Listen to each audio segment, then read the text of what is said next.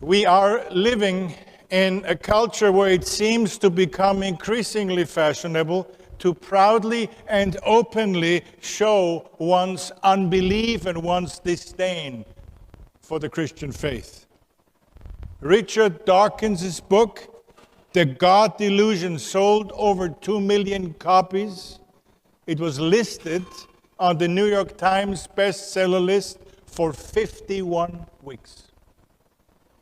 Christopher Hitchens' book, God is Not Great, How Religion Poisons Everything, reached number 2 on the Amazon.com bestseller list within a week, and number 1 on the New York Times bestseller list in its 3rd week. One media outlet tries to outdo the others with an increasingly atheistic, anti-Christian message for all areas of life 24 hours every day. And the public educational sector, as you very well know, is for the most part firmly in the hands of fanatic secularist radicals. Could we really be living in a post-Christian age, as so many are trying to tell us?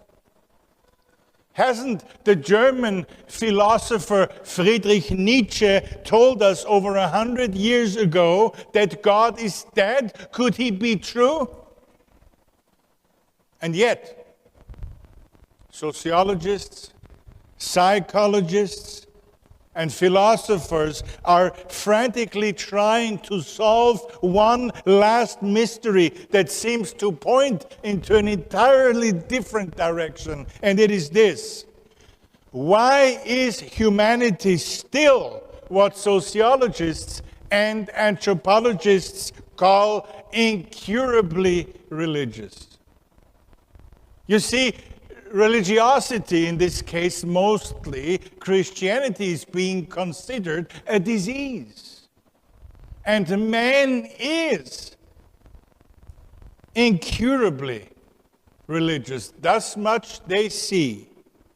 They ask themselves, why is there a religious seed even in the most hardened atheist? A 2007 Pew Forum poll comes to the following conclusion, and I quote, "So powerful is the belief that there must be something else out there that even 21% of those who identified themselves as atheists and 55% of those who identified themselves as agnostics expressed a belief in God or a universal spirit."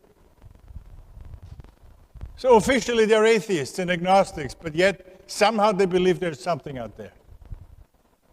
Now the question that we ask now, and that the question that begs itself is now, what is going on? What is going on in people's minds? And the Bible actually explains this contradiction in texts like Romans chapter 1, verse 18, which serves as a key text for us to understanding the mind of the unbeliever when it says, "For the wrath of God is revealed from heaven against all ungodliness and unrighteousness of men who suppress the truth in unrighteousness, because what may be known of God is manifest in them."